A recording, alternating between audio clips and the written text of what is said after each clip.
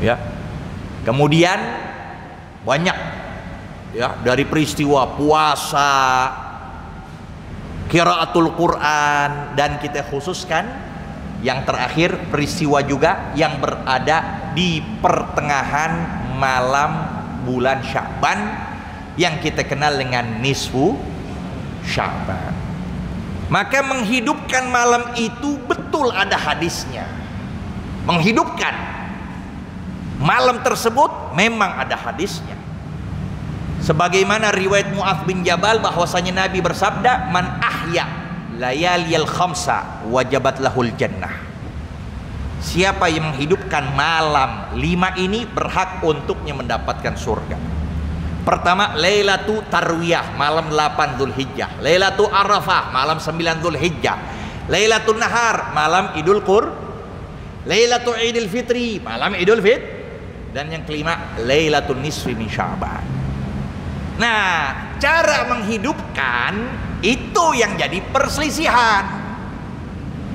Cara menghidupkan itu yang jadi perselisihan. Ada yang menghidupkan dengan ibadah, ada yang menghidupkan dia dengan berkumpul. Nah, maka di sini yang kita adakan biasa adalah berkumpul. Dimulai ada yang ba'dal maghrib, ada juga ba'dal isya. Jadi nggak harus ba'dal maghrib, yang penting malamnya. Nggak harus maghrib, aneh kerja macet, ya nggak kedapetan aneh hidupin. Enggak, hidupin pokok malamnya. Dimulai dari maghrib. Kok dihidupin maghrib? Kenapa para ulama menghidupkan maghrib? Intinya supaya kita bisa sholat isya karena syaratnya menghidupkan malam tersebut isya berjamaah lalu subuh itu dapat kategori yang paling kecil minimal itu orang yang menghidupkan malam nisfu Sya'ban. Mengambil maghrib karena istimewa kita hidupkan bainal maghrib wal isya itu fadilah azimah. Nah, maka disinilah khilaf di antara ulama Syam. Ada pendapat mereka dibolehkan, dianjurkan kita hidupkan malam tersebut dengan berkumpul di satu masjid, musola, majelis taklim, berkumpul. Ya, asal jangan berkumpul laki perempuan. Berkumpul laki-laki, perempuan perempuan. Nah, di situ kita hidupkan dengan berbagai macam amal ibadah. Pokoknya asalnya perkumpulan itu menurut ulama dari kota Syam, dari negeri Syam, itu hukumnya sunnah. Ada lagi yang satu menyatakan makruh, jadi nggak jatuh haram. Hukumnya apa tadi? Makruh, artinya dibenci. Yang dibolehkan kalau mereka itu menghidupkan sendiri-sendiri. Nah, itu yang dipakai Al-Imam Zainul Iraqi. Beliau menyatakan begitu. Artinya udah sholat sendiri, ibadah sendiri, jangan berkumpul. Tapi yang satu itu yang dinyatakan sunnah untuk kita berkumpul. Nah, ini bisa kita pegang. Jadi kita punya dalil di dalam perkumpulan tersebut yang mana di situ dianjurkan berkumpul. Nah, untuk menghidupkan malam nisfu Sya'ban. Kemudian di situ juga ada apa? Ada pembacaan Al-Quran. Boleh gak baca Quran? Boleh banget. Dari 1 juz sampai 30 boleh. Mau begitu? Boleh aja. Siapa yang datang ntar? Boleh. Nanti dibagiin. Sekarang pengen nggak baca 1 surah. Pengen sekarang semuanya. Dibagiin 1 juz, 2 juz, juz ketiga, juz keempat, juz kelima, sampai 30. Gak apa-apa. Ya. Yang pasti baca Quran boleh. Nah, para ulama, orang-orang terdahulu yang kita tahu yang biasa jadi kebiasaan, mereka mengambil tuh dari surah yang memang ada kepentingan luar biasa dalam urusan kita, yaitu surah Yasin. Di dalam riwayat Imam Ahmad disebut Yasin qalbul Quran. Yasin itu jantungnya Al-Quran. La yaqra'uha rajulun yuridullaha wad-daral akhirah illa ghafarallahu lahu. Tidaklah seorang dari manusia, tidaklah seorang yang dia beriman kepada Allah dan beriman kepada hari akhirat, ampuni dia. Sampai di situ ada ucapan faqra'uha ala mautakum, bacalah Yasin itu atas orang yang mati di antara kalian. Nah, jadi kita baca Yasin itu. Untuk pembilangannya juga nggak harus, boleh 3, boleh 30, boleh 300, terserah. Niatnya buat ini. Nah, niatnya itu gimana? Boleh-boleh juga. Kita mau niat, ya, kita baca Yasin karena Allah, betul, tapi kita ada niatnya kepada Allah, tapi harapan untuk yang lain, boleh saja. Karena Allah niatnya, ya, harapan dengan niat itu Allah panjangin umur, Allah luasin rezeki, ya kan? Allah matikan dalam keadaan husnul khatimah, itu boleh. Nah, yang pasti kita hidupkan malam itu, malam yang disebutkan tidak ditolak berbagai macam doa.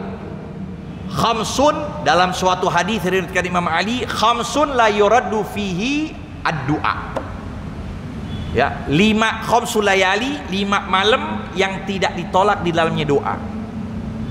Maka disebut yang pertama Lailatul Jum'ah, kedua yang disebut dengan Lailatul Qadar, ya.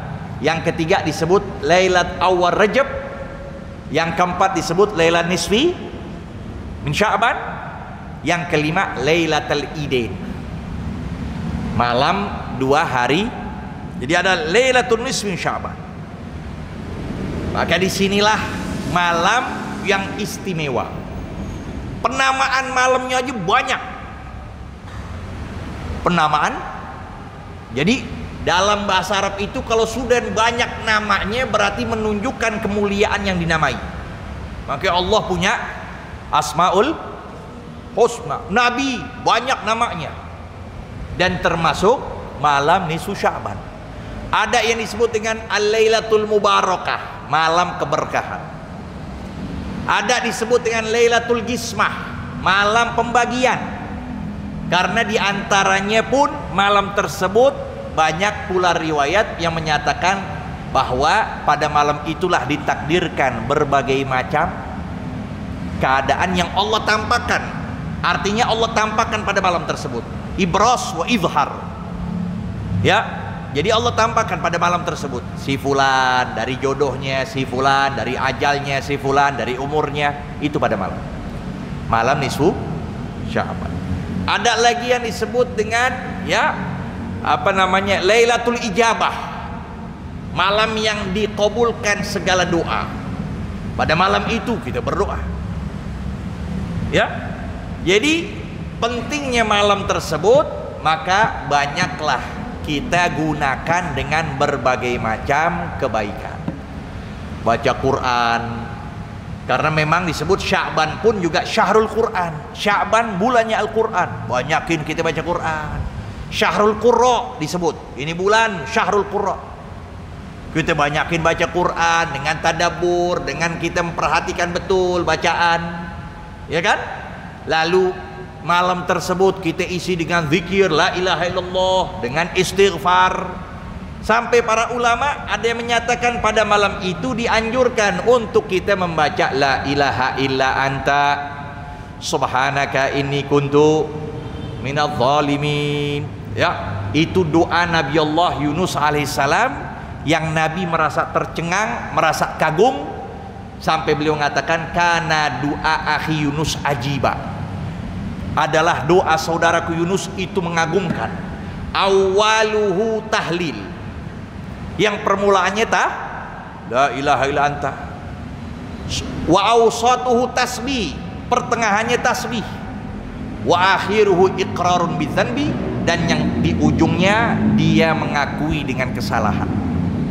Nah, baca itu pada malam tersebut dengan jumlah dari bacaan yang kurang lebih 2375. Dikit tapi dikit.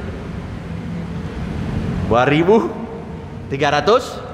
La ilaha illa anta subhanaka inni kuntu minadh dhalimin. Kita lihat handphone bisa sejam 2 jam.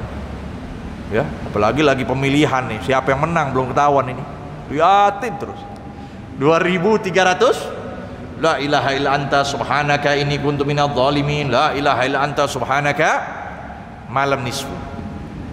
Dan dianjurkan ya terus tuh kita. Jadi ada 3 tingkatan yang menghidupkan malam nisfu itu, yang disebut dalam hadis Nabi, man ahya layaliyal khamsa wajibal jannah, yaitu semalam suntuk.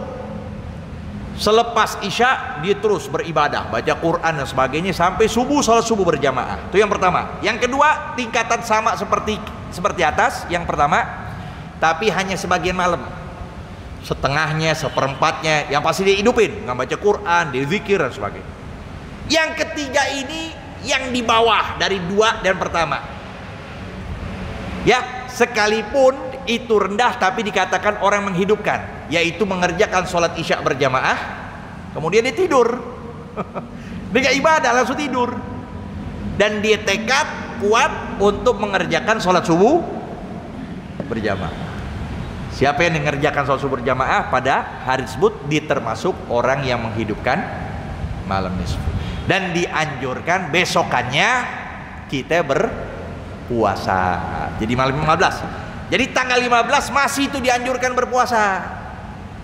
Karena udah malamnya, malam 16 udah nggak boleh lagi kita berpuasa. Udah haram hukumnya kita nggak sah kita berpuasa. Setelah malam 5, jadi malam kayak besok, nisfu kan besok nih. Berarti paginya dianjurkan kita puasa. Jadi hidupin malamnya, siangnya kita berpuasa. Kenapa? Pada malam ke-16 sampai Ramadan haram kita berpuasa. Udah nggak sah lagi kita berpuasa. Melainkan ada hal-hal tersendiri. Kalau memang di situ bagi wanita atau kita yang belum bayar puasa, masih ada waktu untuk kita puasa. Wanita misalnya yang tahun lalu nih, tahun ini misalnya Ramadan kemarin ada 5, nah, puasa itu wajib. Atau kita nazar bahwa rumah anak yang di sana kalau terjual anak akan puasa, jatuhnya setelah tanggal 15 wajib puasa. Atau memang jadi wirid dia, kebiasaan Senin ke Kemis, maka boleh buat puasa dia. Atau puasa Nabi Allah Daud, maka pula dianjurkan untuk berpuasa ya. Maka ini secara singkat tentang hal peristiwa atau kejadian atau pembahasan yang berada di bulan Insyaallah Allah berikan keberkahan, Allah berikan panjang umur, sehat walafiat. Setelah Sya'ban bisa kita dapatkan bulan yang begitu hebatnya, yang lebih utama ketimbang 1000 bulan, yaitu bulan suci Ramadan. Taufik hidayah, ketenangan, ketentraman, luas rezeki yang senantiasa kita harapkan. Insyaallah Allah kabulkan dan Allah ijabahkan, dan bisa kita dapatkan pada tahun-tahun yang akan datang dalam keadaan fi khairin wa lutfin wa afiyah. Bisirril Fatihah.